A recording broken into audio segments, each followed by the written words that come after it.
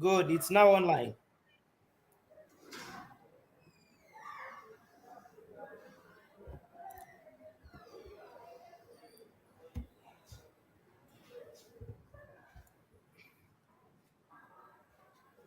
Okay.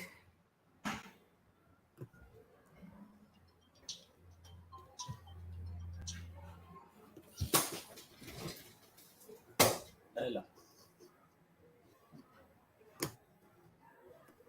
Hello. Yeah.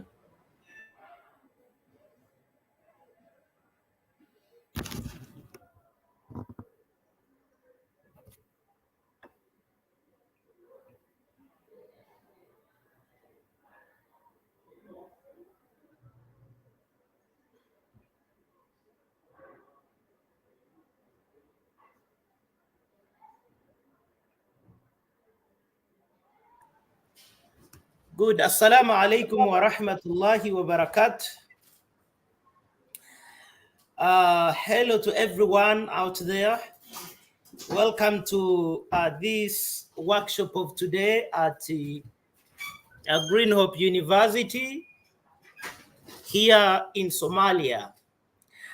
Today we are going to be having a topic before us displayed on the screen, that is cyber attack incident response, presented by one of our trusted famous professor, and that is Professor Nakir Choribona, who has thrived through very many aspects of cybersecurity and has been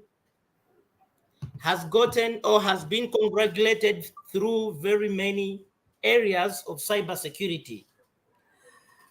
Professor Nakir has gone through very many, or has developed very many internet or network structures, and has been credited by very many organizations through this field of cybersecurity.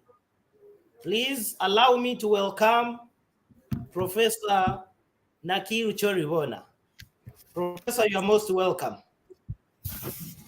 Thank you, and thank you very much. Good afternoon, everyone.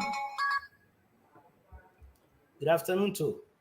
I guess I'm very live and clear, and I'm very much sure that members are able to see me clearly. Kindly let me know so that I can go on. Yeah, I hope everyone is ready to hear from you, and we are live and clear from different platforms, that is the YouTube and the Facebook platforms, social media platforms.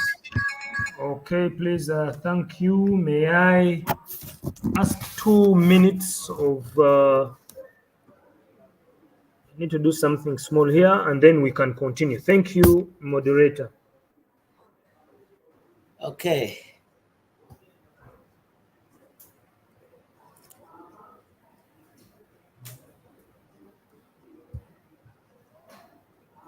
So we are going to be talking about, the professor is going to take us through the cyber attack incident response.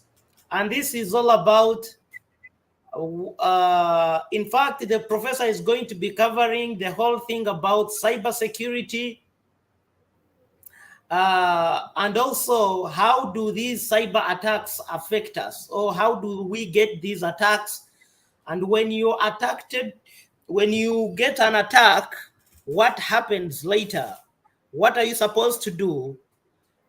You as a person who could be maybe having a little knowledge about cyber attack, or maybe you are ignorant about cyber attack, this presentation today is going to be helpful and so inclusive.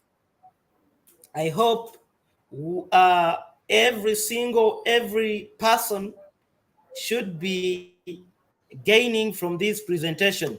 In case you have any other questions, you can post it onto our platform so that Professor, after the presentation, is able to answer that particular question that you have put across. So we hope that you guys, you are going to be with us in this kind of presentation.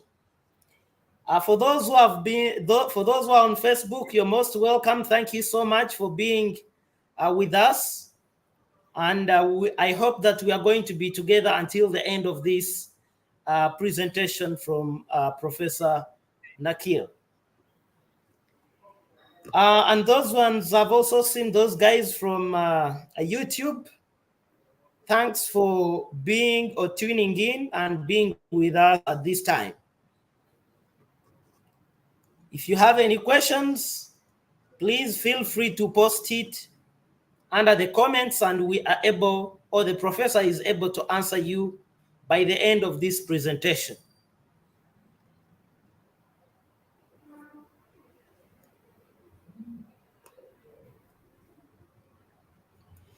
Professor Nakir, he has a PhD or a doctorate in cybersecurity studies, a master's of security, information security management, and a master's of management studies, a postgraduate in information security management, a diploma in IT, a bachelor's degree in education, specializing in computer studies and Swahili language, and also he has been certified by Cisco and CISM.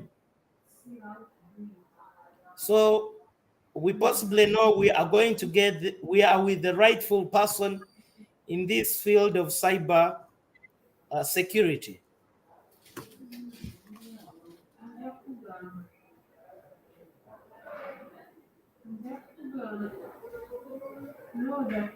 As we are waiting for our professor to tune in, I would like to give a brief information about cybersecurity. Cybersecurity is anything that is related to internet security. So for those who are using devices like computers, laptops, gadgets like phones, smartphones, and tablets, we always use the internet to access different sections from the internet. And with this, we need to be equipped by the way how we could protect ourselves, because internet is a connection or the interconnection of billions of computers. And among those, we have people who are threats to us, people who are ready to invade on and attack our devices, maybe do something related to phishing and frauding, social engineering, and so on. And with that, we as people, we need to be knowing how we could protect ourselves, or which sites are we supposed to visit and which sites are we not supposed to visit. And inclusively, this presentation will be having or covering out all these sections, how we could protect ourselves, or what is a cyber attack, or how do you identify an attack onto your machine. Without wasting much of your time, the professor, hopefully, I think he's now ready to take us through this beautiful topic. Professor, you're most welcome. Thank you. Thank you, and thank you very much, Brother Mumin. I normally begin by saying, in the name of God, the most gracious, most merciful, I want to greet everyone, and I hope that everyone is okay. Well, today, without wasting much of our time, we're going to be looking at cyber security, but to be direct, our topic is cyber attack incident response. Well, it is important if we gained a clear insight of cybersecurity, of how incident response came into play, of how organizations interact with cyber, because cyber has become one of these days one of the major challenges to information systems, and mainly focal persons find it very hard to realign organizational goals together with the IT goals, mostly when it comes to the prevailing conditions in the ICT or IT world, or the technology world, if you may. First and foremost, I want to welcome everyone. I'm privileged that I'm handling a topic: cyber attack incident response. Incident response is a huge thing, but today specifically, we are handling cyber attack incident response. There are very many ways somebody could respond to an incident. Incidents may not only be those that are IT related, but in this case, we are looking at cyber attack. Well, this paper will be presented by none other than me, and you'll allow me to take you through the objectives of the paper. By the end of this presentation, at least we should be able to explain the term cyber. We should be also able to trace the history of cyber attacks. We should be able to explain a cyber incident. You can call it a threat. We should also be able to devise means to mitigate an attack. How do we mitigate an attack when it is in play? Remediation is what, in this case, we shall hinge on mostly. Then we should also be able to conduct a cyber incident recovery process.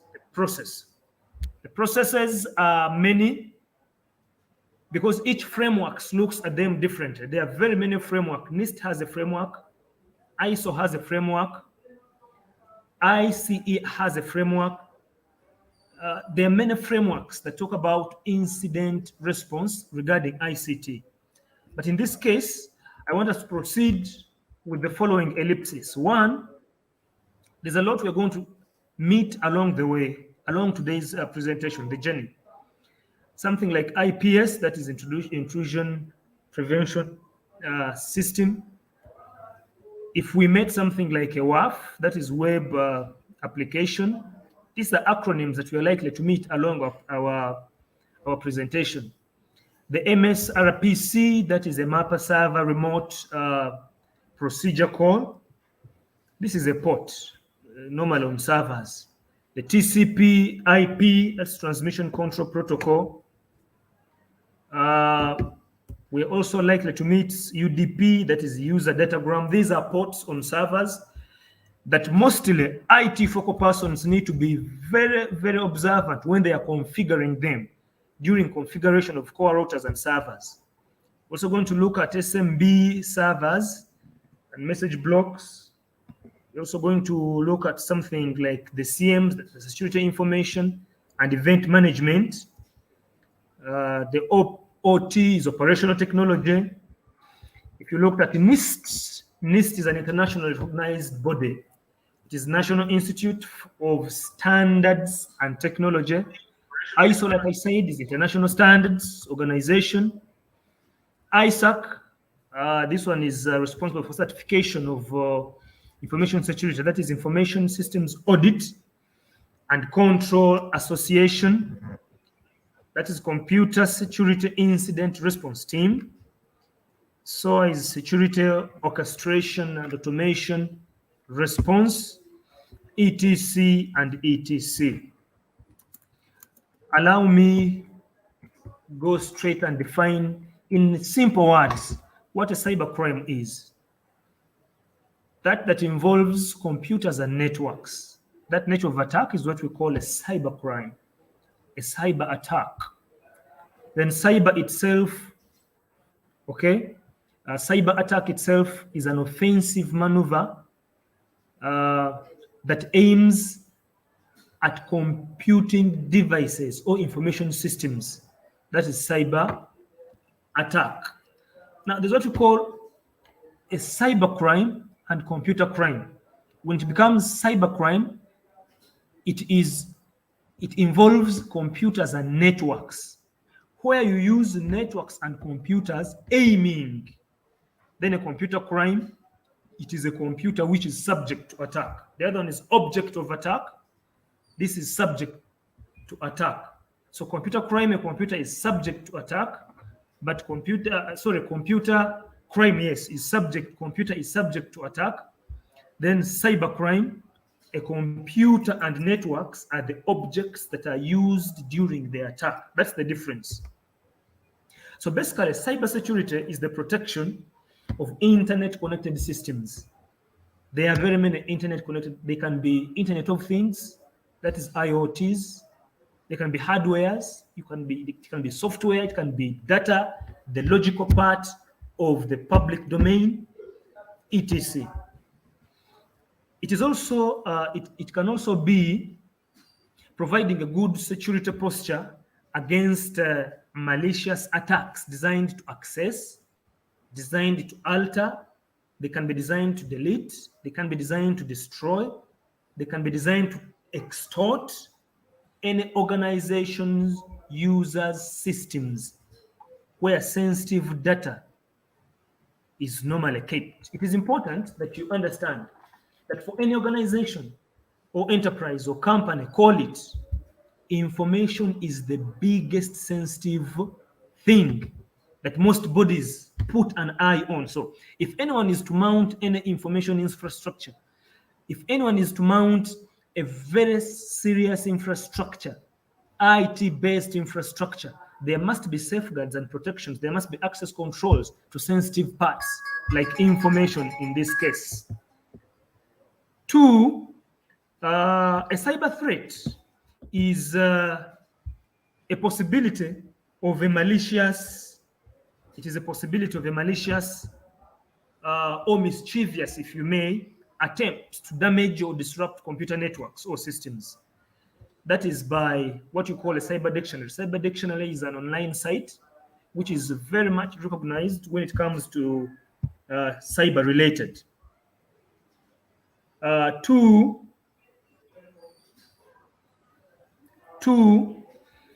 a cyber incident.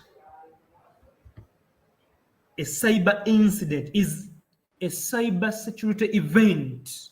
An event is a happening that has been determined to have an impact on the organizations, prompting the need for the response and recovery.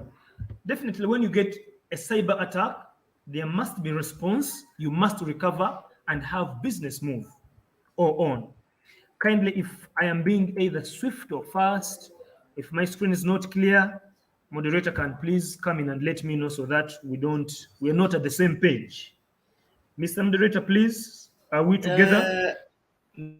Maybe the display, you should minimize and go back to the previous one, the one that shows the slides and the current display, because this display will help us. The other one we haven't been seeing, but this one is at least a bit. Yeah, that one we are not seeing it. And this? That one we are not seeing it. So we have to go back to the original. Okay, I have to go and share afresh, I think. Yeah, good. You share that kind of presentation. But I'm very much sure that we've been together. Yeah, we've been together. It was a bit of an introduction to the course that you have been presenting. So we don't think we have missed much of what you had written in the slides. Okay.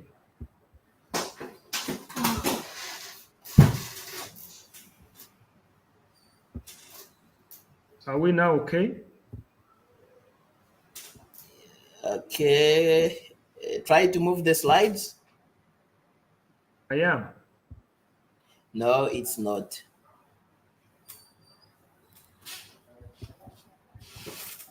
So it means you have to possibly maybe share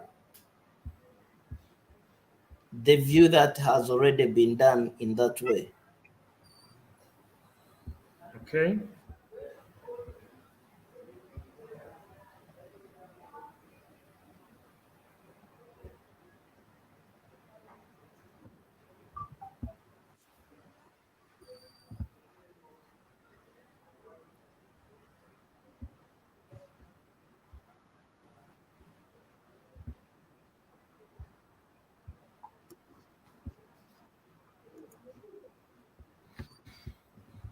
I am uploading the entire presentation there.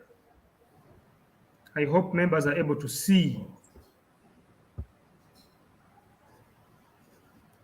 Okay.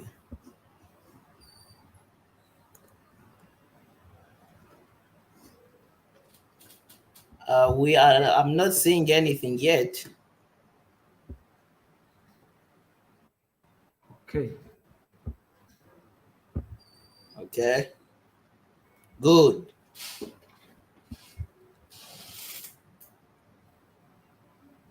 Are we good to go?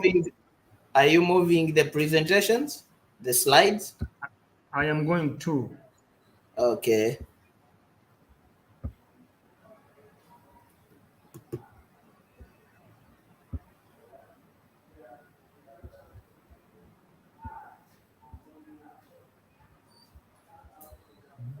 Good. Good.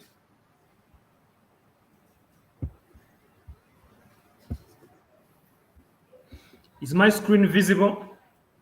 Yeah, we are seeing the first slide.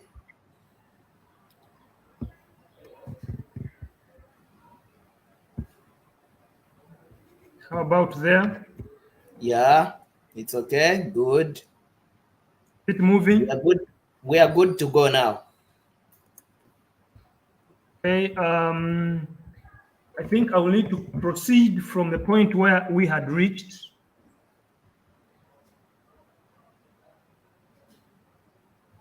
Good. Is it okay now? It's okay. It's okay now. Okay, we were still gaining an insight of cyber threat, cyber incident, so that we can bring together our sense of direction of today. So I was saying that cyber threat, this is an individual, a single incident. A cyber threat is possibly a possibility of a malicious attempt to damage. Like I said, most attackers target nothing but information. Now, our bone of contention today, a cyber incident, is a security event that has been determined to have an impact on the organization, prompting the need for the organization to respond.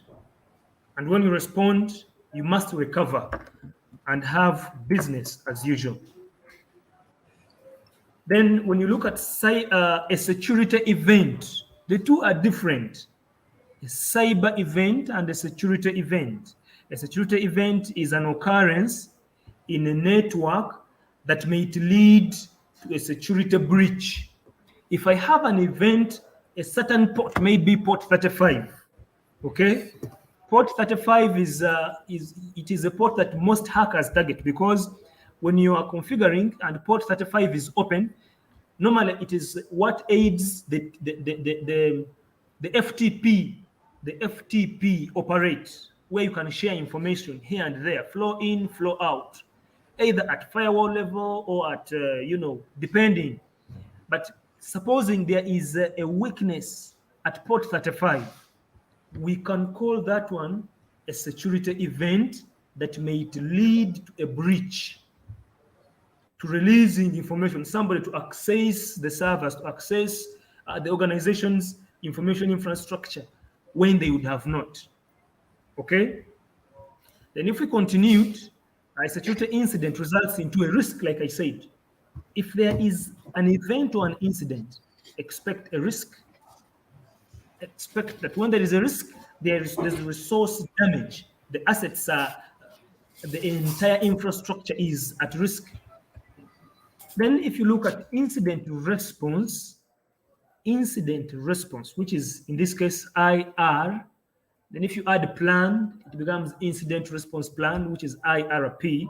It is a set of written instructions that outline the organization's response to data breaches and leaks in the cyber attacks and security incidents. Now, today, I want us to gain a clear insight of this exact topic: cyber attack incident response.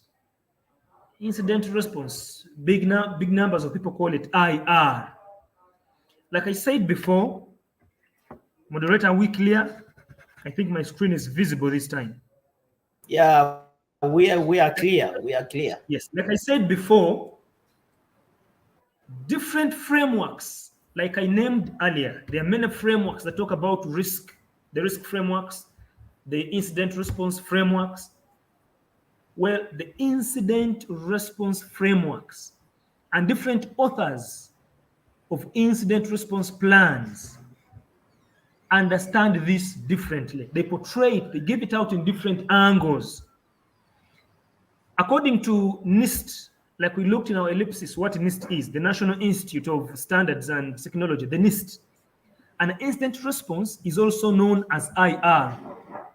It is a structured process that organizations use to identify and deal with cybersecurity incidents. That's how NIST understands it. If we have to continue understanding it, ISO is international organizations, international standards organization, looks at an incident response plan as a written document and that is formally approved by senior leadership in an organization.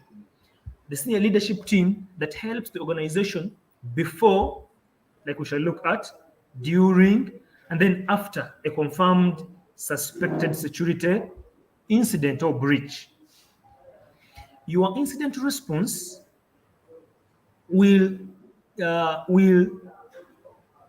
in most cases clarify roles and responsibilities and will provide guidance on key activities on how to respond to any incidents.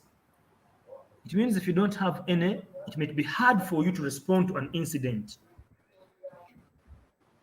According to ISAC is Information Systems Audit and Control Association. It's an international body.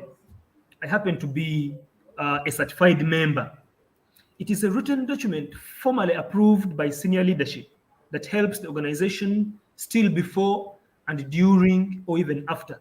Theirs is not any different with that of NIST, of international standards organizations. Well, our paper today shall strictly look at how we respond to an incident in the event it occurs. But to be sure, we shall approach this in a perspective of ingredients of an IRP, that is the incident response plan, and how the IT focal persons quickly interact with it to rescue the organization's goals during an attack. We shall again gain an insight from a phase or the phases that the IRP portrays depending on different frameworks. But taking the other previous framework, NIST, normally call that on 861. These are versions. Incident response life cycle breaks incident response down into 4 main phases. Now, these are phases we need to pay close attention to. Remember, our topic is cyber security or cyber attack incident response. So these 4, other frameworks have 5, other frameworks have 6. The biggest has 7. Okay? Talk about cyber incident response in different phases. Well, we're going to break ours, get all the frameworks, and align the phases, and see how better we can proceed. But National Institute aligns theirs that 1, you must have preparation and prevention. 2, there must be detection and analysis. 3, you must have containment. Containment is like remediation. You must have eradication, then you recover. Then they have the post-incident activities. These are the 4 main, much as they get other 3 and combine them into 1. Well, any incident response should be systematic, it should be orderly, it should be methodical. You don't just conduct it. It should be in order. And well, let's look at a phase, our first phase. Remember, we said we are combining the NIST framework, we are combining the ISO framework, we are combining the ISAC framework. But in this case, we are having 6 or 7 phases and IRP, Incident Response Plan. How do we recover? The major first step that all organizations must do is preparation and planning. They say failure to plan is planning to fail. Planning to fail is planning to failing. That's what they say. Failing to plan is planning to fail. Good. So all activities that we can perform in advance of any incident itself in order to be better must be observant. 1, you align them with the goals of an organization. You don't just plan, because different organizations have different interests. Others have their interests in the data. Others have their interests in different infrastructures. So depending on where your interest is as an organization is where you plan focusing. It includes establishing the right tools and resources, assembling and training the team that can possibly handle this case or an attack. Proper preparation and planning are key to effective cyber incident response. Now, supposing you wake up one day and you have an attack,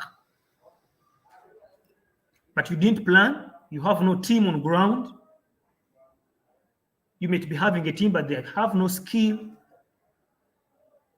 but you have been compromised. If it is a financial institution, for example, somebody can hold ransom all accounts of people that they cannot withdraw, they cannot deposit, and no transaction can run. But you have no team internally that can handle the incident. So this is what planning is talking about, preparation and planning. That during this phase, 1, you arrange your tools. 2, you come up with a team, okay? 3, you realign your organizational goals with the whole planning process. Without a clear-cut plan and course of action, it is often too late to coordinate effective response efforts and a communication plan after a breach. This one is obvious that if you've not planned for something, it is too late always. Now, planning as the first phase has other processes that take place. 1, under preparation, we often do the following. We work on our policy internally. We work on the strategy internally as an organization. We document internally. We align the team internally. We work on access controls internally. We train the members of the team. And then after, we name necessary tools to use. Ask me how. When you say policy, we define principles, the rules and procedures that govern ICT use in organizations. In most cases, when you reach in multinational or internationally recognized organizations, you will find them with house rules. If you are in a working environment, these are the rules. We don't maybe associate with certain sites during work hours, okay? This is a banner that states how we log on. These are rules that guide you in how you use your customized account to the company organization. That's what we mean by policy. So we work on the policy. 2, remember we are under planning, which is the first phase, but these are processes that come up or build the planning and preparation phase. 2, we work on the response plan strategy. We plan for incident handling. We prioritize incidences because every organization has an appetite somewhere. You may align your team to handle ICT related incidences. And then you don't get an ICT related incident, but you get one which is M&E managed. That you get one, okay, which is HR managed, where at this stage or this level, we prioritize, but in most cases, the ICT infrastructure is key because you can close an organization for more than months trying to handle something, an incident. Okay, for example, any impact on an organization is higher when it deals with employees. 2, any organization faces it rough when it gets a breach and it is related to private clients and it is related to data of its clients. Suppose there is compromise, that's where the issue comes from. So sometimes you prioritize. Where do we put priority? Should it be on employees? Maybe salary accounts? Maybe the payrolls? Should it be data, which is data for clients? Should it be salaries? So you have to prioritize as an organization. Where do you attach your value? 3, communication. After we've done this, we contact members of the team, and we do this for reasons. In most cases, a communication plan that is clear with a standard operating procedure is the best. When you align a team, you go ahead and communicate. Okay? In most cases, it is at senior management level that we have made up our mind, or we've decided to prioritize this. Let everyone walk the talk. This time it is top to bottom, which is an approach of management. Top prioritizes. They decide that this is where we put our emphasis. Then documentation. Every step you take or every step that is reached is supposed to be documented. For record purposes, you realize that when you have a breach and you want to go legal, engage the criminal, you will need evidence. In most cases, the evidence comes from the document, the paperwork that we make. What happened? How has it been happening? Who did it? When was that? Where? If it is a server, which server? Is it the email server? Is it the print server? Which server? How did it happen? So that's why we need the documentation. Then the team. The responsible team leader, in this case, is the focal person, aligns the computer security incident recovery team. This should have individuals highly skilled. These should not only be skilled in IT, because when we talk of cyber security, members look at only ICT able persons. But remember, we need PR on board, public relations. We need M&E, measurement and evaluation, on board. We need HR, human resource. So upon aligning your IT team, we also need other skilled persons in other fields to beef up the team so that you can originally and professionally handle the incident. We work on access controls of team members. In most cases, the staff should have the appropriate system privileges and permissions to do with their job. You cannot tell me that I'm going to handle, I will be an investigative of a RIN6 officer at a site where there have been a breach. But when I reach there, I don't have access to log into your systems. Okay? I don't have passwords. I'm just handcuffed. I cannot do anything. So at this level, you work on privileges of members in the team. give them privileges. Sometimes excessive privileges are bad, but at this point we need them. Then after, you can regulate the privileges. This is at just a firewall level: deny, allow access, or the rule.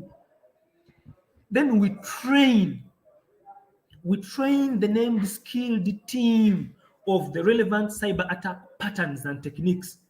Different cyber attacks happen differently. Others use ports, others to sites, so they happen differently. So these members of the team must know that this is how the patterns, the sequences of how the attacks happen. So you carry out drills.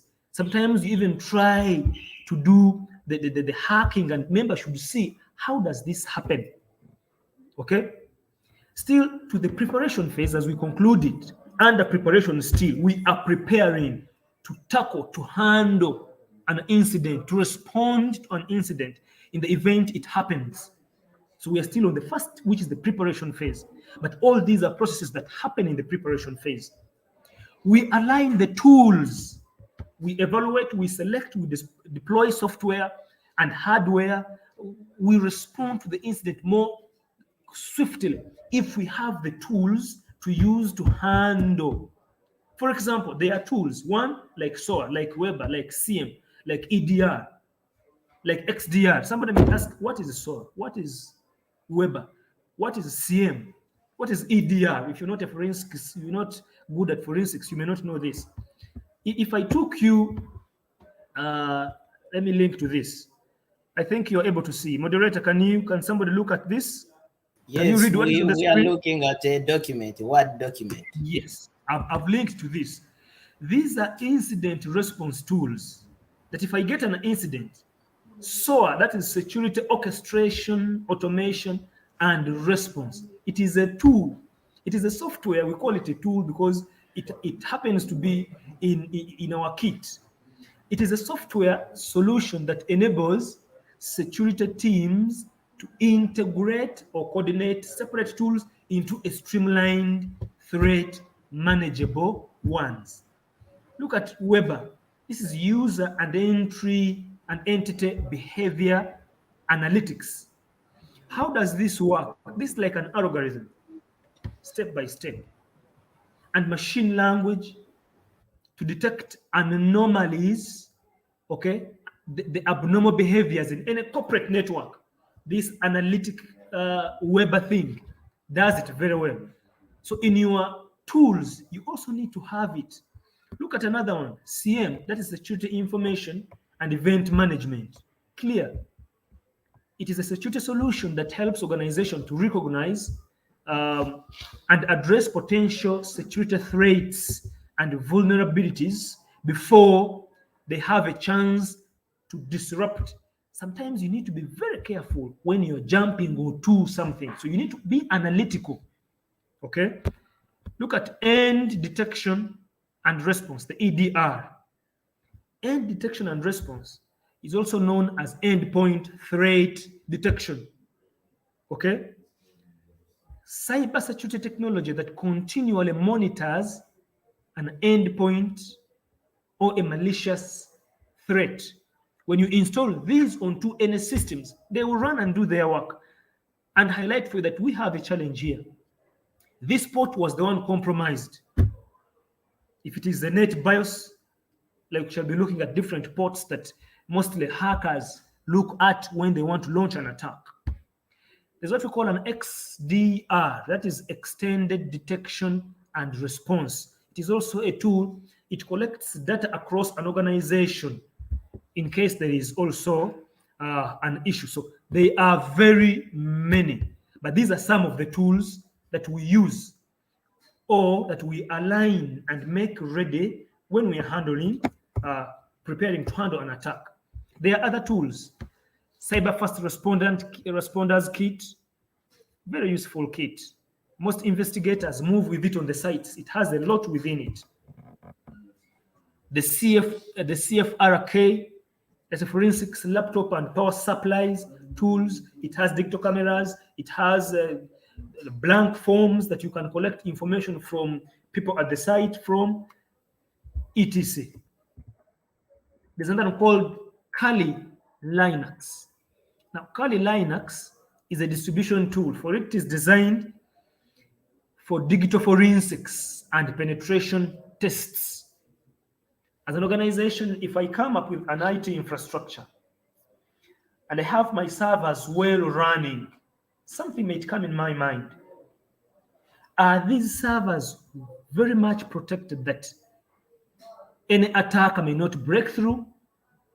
Can I go for a penetration test and see where vulnerabilities may accrue in my network? That's where Kali Linux comes in. This is a Unix-based tool that cannot run on normal Windows operating systems like Windows 10, Windows, no. It runs on Unix-based. If you named Unix-based Samba, the Linux, the Solaris, the Fedora, Red Hat, all these are Unix-based, which are good at network. Packet tracers, Cisco is good. It is a system. It traces each part of a packet on the domain, on the network. All these are tools we use. Anti-rootkit detections, the kernel probes, all these are tools that a team of cyber incident response should consider having. There are many. If we might note, the most critical activity during preparation is ensuring that you train employees properly regarding their incident response roles and responsibilities in the event there is a breach. In most cases, if you looked at McAfee survey of 2017, McAfee found out that of all the attacks that took place in the previous years, 77% were as a result of the insider, what we call the insider threat, the employees in the organizations themselves. So you need to train them. They need to know, because in most cases during the attack, some of them continue working when they are not sure of what they are doing. During this, we do not only plan and prepare, but also prevent by ensuring that the systems and the networks and applications are sufficiently secure. Incident management plan that can detect an incident in an organization environment. Develop incident response drills or scenarios where I told you the hacking, penetration, ethical hacking, the penetration tests. Regularly conduct mock data breaches. A mock data breach is a simple one. Somebody might come up and say, look at this phone of mine. Can you be able to pick information from it? Kind of help me. I want to see whether there is any weakness somewhere that you can access, maybe my Facebook account that you can access, etc.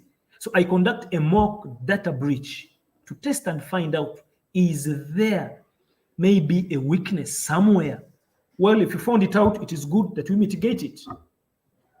Second phase, remember we said we shall look at the 7. The second is the identification. Now, ladies and gentlemen, this is the most acute phase. If I talk of acute, it is critical, where somebody is in ICU, maybe I should say. The organization struggles. Any company or enterprises struggle. Why? One, it is sometimes hard to have ability to spot unusual behavior, to classify them, even if you sorted them, classify them, taking appropriate actions. Many of the penetration tests we conduct are successful. They indicate that work needs to be done in this area. When you call me to your infrastructure or structure and I do my penetration tests, I will tell you there is an issue here that you need to work on, and I recommend what you should do. Well, it is hard for most persons too. Okay, so this is what we are talking about, the identification phase. It is a killer phase. Once an issue is confirmed, it is important to understand the nature of the event and the potential cause, the damage it can cause. Okay? Now, what do we do during this phase? we filter out what we call the false positives and the false negatives. Someone might ask, what is the false positives? Occurrences when you a scanning tool, what you call a WAF. WAF is Web Application Firewall, or an IPS, Intrusion Prevention System. When it incorrectly flags a security vulnerability during a software testing. If you're not skilled, you may not tell this. I don't know whether you have ever seen this. You may flag something to be a vulnerability when in the normal sense it is not. You know, a firewall works with the rule of deny and accept. An antivirus is still at firewall level. All logs that are known to its database will filter through, whereas all logs that are not known to its database, okay, we call it a database of known signatures, will not filter through. Why? Because prior you fed in all logs. If it is sites, you fed in all the sites, that this site somebody can filter through. This kind of packet can filter through. This packet from the server X can filter through. But there are others, well, that are not bad packets, that are not bad sites, that you need, that don't filter through, what you might call false positives. Now, the system may flag this and says this is a vulnerability in the system, yet it is not. So that's why the identification phase is very key. The false positives describe a situation where a test case fails, but in the actual sense, there is no bug in the functionality and the system is working correctly. It may even show you there is a challenge when there is no challenge. Now, the third phase, members, is called remediation, providing remedy, providing solution. Well, if you looked at our topic back, cyber attack, incident response, somebody would have started at providing remedy.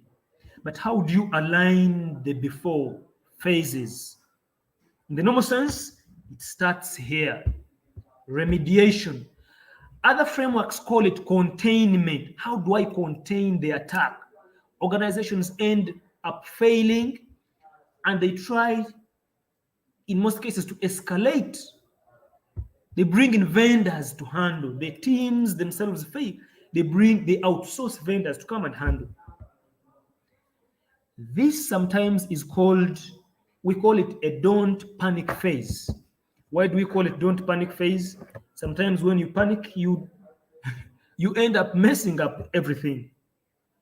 At this point, the team begins interacting with the affected systems. If they are servers, if they are core routers and servers, you begin interacting with the systems. You make attempts to keep further damages. You make attempt not to bring further damages, because in the panic to resolve, you can cause some other occurrence.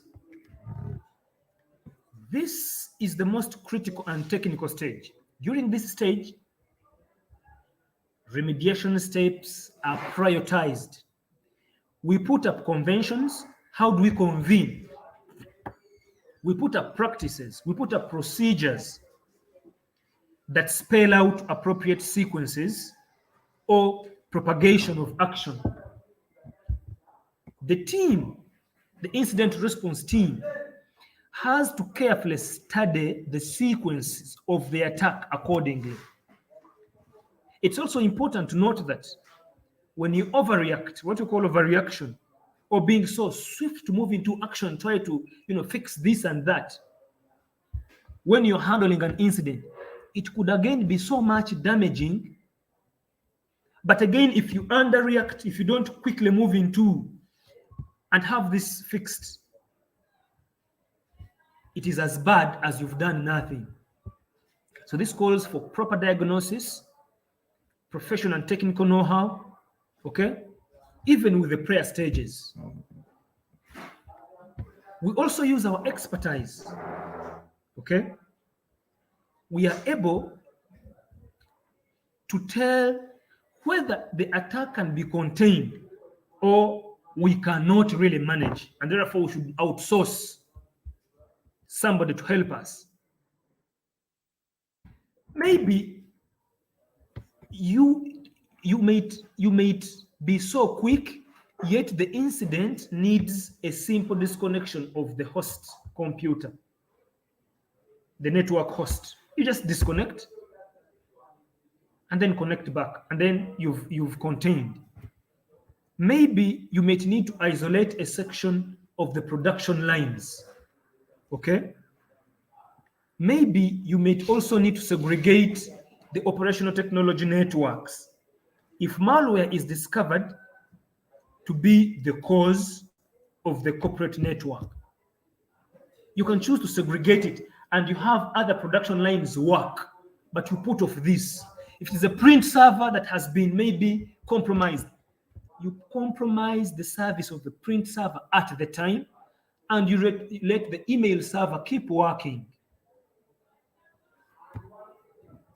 Technically, we also use the following methods during containment. Which other methods do we use? One is what we call source repression or source containment. We use filtering and routering to prevent access from certain sources. Now, this is a configuration at router, at firewall level. There are many types of firewalls: stratified, packet filtering, etc. So we can use source repression. Okay, we deny access certain signatures and allow access. Two, another technique can be access repression. You can remove access from unauthorized persons, or even those authorized. If you think you are not, you can also deny them access for some time, much as it may affect production. Three, destination containment. You can use filtering and routering to prevent access to a target net in your organization. You know what is likely to be targeted.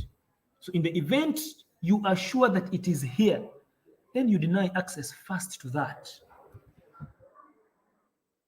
Now, you can also choose to close specific ports and servers. Now, this is during the real incident.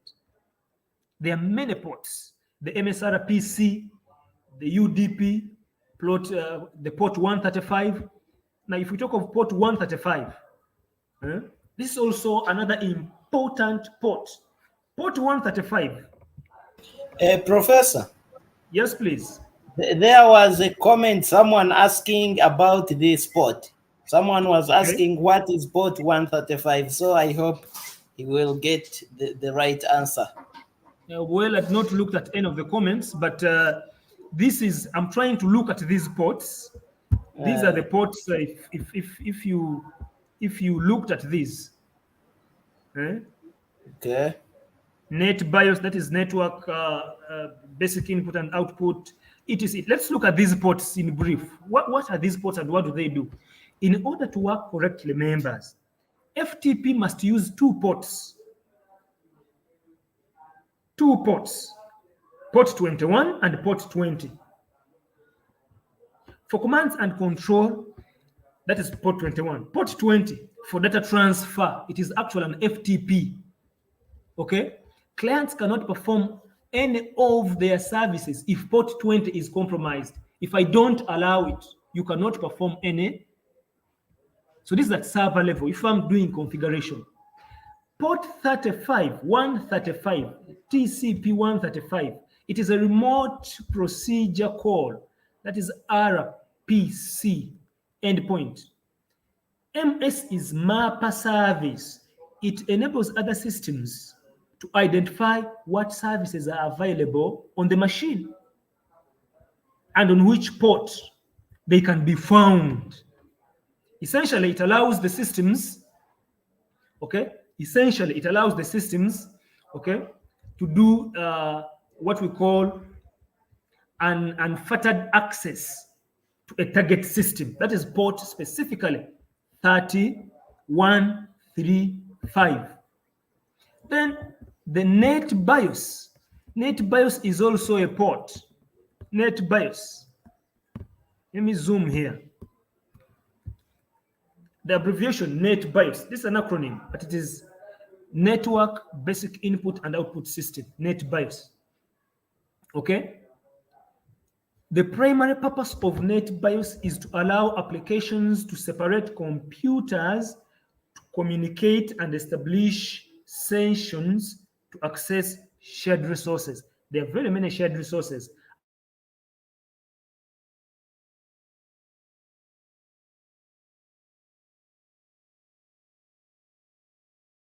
We can share printers, we can share. So this port is very key during configuration, that if you fail to enable it, you may not be able to have a shared network.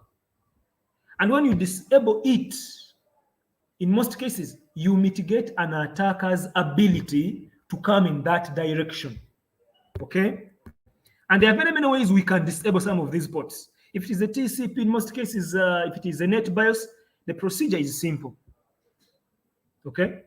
When you go to your advanced settings of the TCP IP, you select the WINS, you can come and scroll down on net BIOS and you say disable or enable. Like you can see here, you can enable it, you can disable it. You can enable it, disable it, you can enable it here. Okay? If it is another port, for instance, the SMB, that is server message blocker, so support 445. It's another port also, a very important one that any network administrator must play with.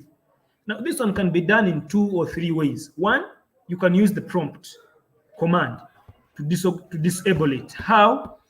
Very simple. Go to your perimeter, change directory, go to the home directory, type in the command, disable -Windows optional features. It disables it. You can also use the normal method. This I call it normal method. If you have a server operating system installed, okay, depending on any server, go to the dashboard, okay, select where there is remote features, select your features, you scroll down and look for where there is SMB sharing support, you disable. You can double click and say disable or enable. So you can play with these. You can play with this. So for these ports, in most cases, hackers target these ports. Nevertheless, in most cases, they succeed. The trivial file transfers, all these are ports, in most cases, that you need to disable, disconnect when you're dealing with incident response, because you want to study and understand how this attack may have come up. Sometimes you may remove certain ports when in the normal sense, the attacker didn't use that direction. Well, after realizing that it was so, then you bring them back to life. Note, some routers and firewalls block these ports because hackers often target FTP servers via these ports. If we talk of port 21, we look at what port 21 can be. You can also change administrator passwords. You never know, it may have been an insider. So during this, you also change administrator password. You relocate website home pages. You can isolate systems and networks. You can also disconnect infected systems from the internet to prevent leakage, more data leakages, etc., etc. Another person is saying you can quarantine identified malware for evidence and future analysis. There are many ways during mitigation, remediation, containment that you can handle this. You can disable remote access. This is very common. You can disable wireless access points. You can create backups. It is immense. It is too much that you can do relating to that. It is, however, important that you must be observant that the right strategy is used for this. This helps you to prevent unnecessary downtime. Sometimes if you don't use the right strategy, there is a lot of time you will spend waiting to restore systems, which is the downtime. the time you spend when systems are off. Okay, so when you look at the right strategy, okay, you can have just a little downtime and then systems are up and working again. It is so imperative to note that for large-scale incidents, even a period of months can be reached during the mitigation, the remediation. You can have an attack and you fail to resolve it, and systems are down for some good time, up to when it is mitigated. In most cases, it happens when the internal team and the focal persons fail to handle that you need to outsource a vendor. The essential part of containment is decision making. Such decisions are much easier to make if there is a predetermined strategy and procedure for containing the incident. The fourth phase is eradication and restoration. We assume you've realized and identified what we would call a killer point, where the issue came from, the direction, the angle an adversary, an attacker used. Well, here, the threat that has been contained is eliminated completely. So if you realize that this is the angle the person used, you eliminate. In this phase still, we focus on removing the problem and restoring harmed systems back to use. We completely re-image the system's hard drives to ensure all malicious content has been thoroughly wiped and is no longer present for reinfection. If you deny rules here and there, play with, and you've cleaned up, you make sure there is no room for reinfection. We fully eradicate the threat and bring the working environment back to life. Employees can begin now to interact with the working environment freely because you're now sure you are recovering. One of the challenges in this step is regularly testing the ability of the backups themselves, where you need to stop production lines for comprehensive drills.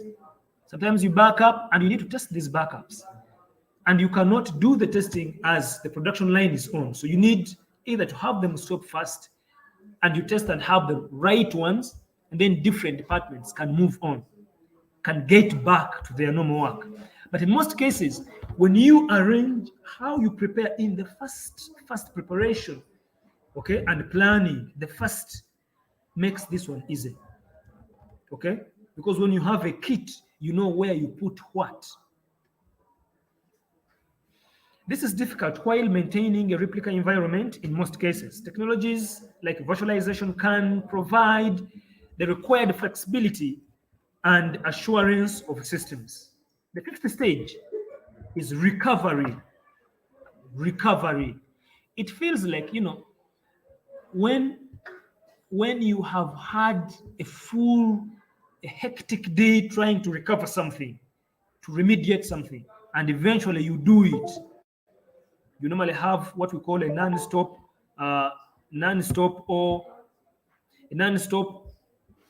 and endurance effort to respond to an incident. It is finally time to recharge. Now that the threat has been contained and eradicated, the main goal is to bring systems back online and continue with business as usual. In this phase, full service should be restored, and previously infected systems and networks must be tested, monitored, validated to verify the same assets are not reinfected. Additionally, all affected users within the outside of your organization, in most cases, should be in the know. You may have clients, for them, they don't want to know what has happened to you. So you must keep communicating to them. That is one. Two, in most cases, when accounts of users were disabled, you begin enabling them back. Those that have been compromised, you can reset them and reset the passwords back. Okay? Those that were deactivated, you can activate them back and have fresh accounts or created. In doing all that, we must make sure that it doesn't escalate any further, okay, any further incidences. You can be working on an incident, you accrue another one, you bring up another one in the process. So you must be very careful that you don't have cases of the kind. It is true that an incident response plan can only be effective as the people who create it and put it into action. Members, you can't have an incident response and you don't implement it to its fullest and it serves the purpose. It depends on how good you are to implement during the implementation that your IRP will be the best. In most cases, we recommend that applied risks. Okay? There are sometimes where you look at something and you cannot handle. You escalate the risk. There are risk frameworks. There are many. You can transfer it to a different department, a vendor out. It is applied risk has required knowledge to help firms deploy a tailored incident response plan that will minimize potential damages caused in the aftermath of the breach. There's an online, it's a research-based organization called Applied Risk. It also helps organizations if you want to tailor your own. Now, the 6 and 7 stage, nevertheless, is together because what is done in the 6th is almost what is done in the 7th. Learning, testing, and reiterating. Phase 6 and 7 members emphasize the need to document and learn from every event, every step, to identify weaknesses and prevent reoccurrence in future. Then they fine-tune and test your processes and train your staff with attack simulation, the drills, the games. These processes should be consistently repeated. If you realize, I've worked for corporate organizations like MTN Uganda. I've worked for corporate organizations like Digital World. But you realize that the IT team, together with the team that would be identified with different skills to be part of the incident response team, would be tasked to go and again train the entire organization members, because all of you are on the same infrastructure. You're using the same networks, so using the same computers on the same networks. So an adversary, a hacker, can target through another field, another area, different department. So you ought to train different persons in different departments. All of them should have knowledge of the incident. What these 7 steps highlight is ensuring effective cybersecurity provisions are in place within industry environments. Is not just about alleviating the potential threats of cyber attack.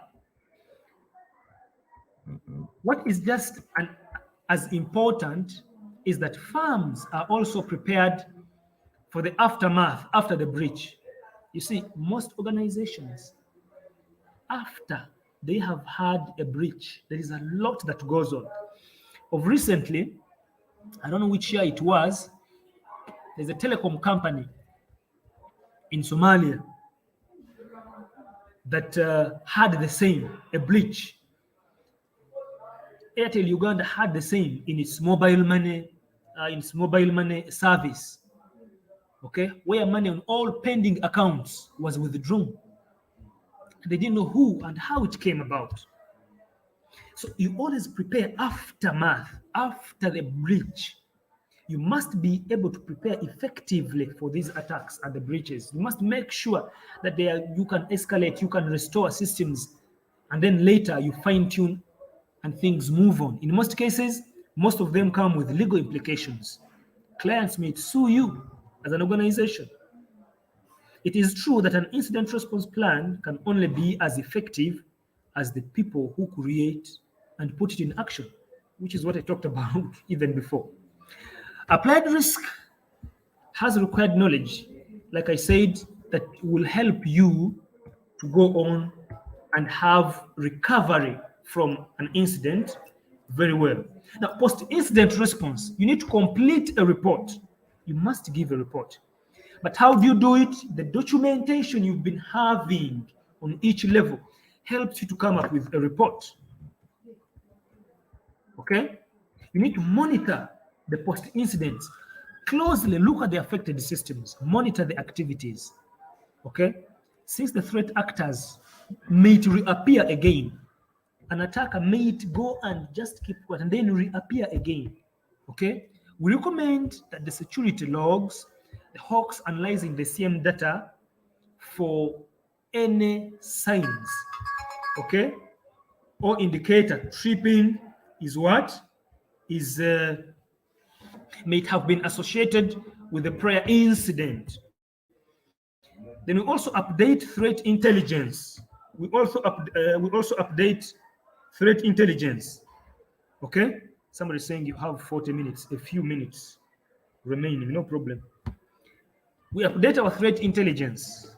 Okay, update the organization's threat intelligence feeds, that at any time there are occurrences, there is information that comes through that we suspect there may be an attack. We identify preventive measures. We create security initiatives to prevent future incidents. It is important to have hybrid risk assessment in place, as failure to have the attack resolved may call for risk frameworks to take charge. Ladies and gentlemen, as I try to move towards the conclusion, having a robust IR is just as important as having procedures in place to keep attackers away. Furthermore, it is important that appropriate action be taken, as failure could lead to more devastating impact. If you don't take action, you can lose everything as an organization. A successful attack on potential technology, operational technology, could impact numerous different systems from different vendors, and understanding the appropriate response in the face of the complexity of this complexity would require highly specialized skills and involvement of various parties, including but not limited to engineers, the vendors, the system integrators, etc. Name it. Now, presently, research has it that the most common incidents we always have are not only cyber, but there are others that are human related. Acts of human failure, compromise of intellectual property, deliberate acts of sabotage and vandalism, destruction of assets, acts of theft. You wake up and have broken into the company premises and carried the computers, deliberate acts of information extortion, blackmailing, etc. Those are the most common ones. When you come to cyber, acts of espionage, trespass, unauthorized access is what is common today. Okay? etc, etc. Other threats might include deviations in quality, okay? Technical hardware failures from nowhere, the computer's disks stop working. Technical software failures, these are normal, but still they can have human causes. They can happen because of some human practices, forces of nature, etc. All these can be incidents. I've seen areas which flood and cover up the premises, that now after you may also need an incident response and reinstall. Well, how is information lost? According to McAfee survey of 2007 that I already told you, only 23% were malicious. That is then, in our previous paper of cybersecurity challenges of the future, we looked at these surveys of 2022. 65% of this is the insider job. Only 8% total loss due to the hacking and phishing, and 77% was an accident or only doing my job. I may be doing something, but I don't know that what I'm doing is hazardous, and so it causes an incident. In conclusion, as I conclude, I want us to know, ladies and gentlemen, that I don't know the members are seeing my screen. So, moderator, are we there? Yes, we are there. We are seeing. I want to conclude and say that the only systems, you people who are in the ICT business, the only system which is truly secure is one which is switched off and unplugged. And of course, you cannot work when the systems are plugged off and are switched off. But we are saying the only secure is that one that is unplugged. 2, the end user is the last stand against cybersecurity threats. The best way to be safe is to be aware and smart. Companies, organizations, etc., name it. Employees must be aware of these threats. They must be aware of the patterns, how these take place, how they happen. If you are to have a very good IT infrastructure free from any adversaries. But if you don't, then you're headed to plugging off and switching off everything, and you cannot have business. I want to say never give up. Even if anything happens, keep going. Never should you give up. I beg to end here and get back to you, Mr. Moderator. I thank you very, very much. Thank you. Okay, thank you so